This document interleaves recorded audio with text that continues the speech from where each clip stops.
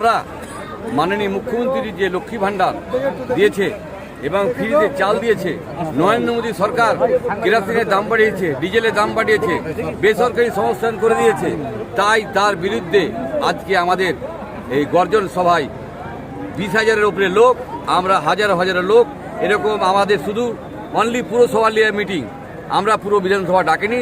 পুরসভা ডাকলে আমার মনে হয় যে একটা করে জিতলেও মনে হয় লাখ লোক আসতো। তাই আমরা আজকে আমাদের প্রাক্তন চেয়ারম্যান ছিলেন, উনি সিপিএম ছিলেন, সিপিএমই ছিল, কোনো সময় উনি ভোট করেননি, উনি আবার সিপিএমে গিয়েছেন, উনি দুর্নীতি করেছেন 7 বছর ধরে।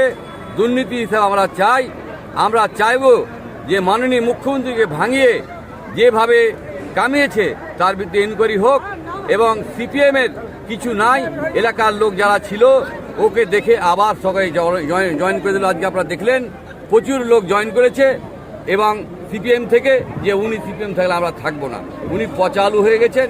তাই আমরা আজকে গর্জন সভায়, প্রস্তুতি সভায় প্রচুর লোক আমাদের দেবাং, আমরা দল, আমরা দুই নয় এক। আমরা সবসময় চাই যে আমরা এলাকায় সামলাবো।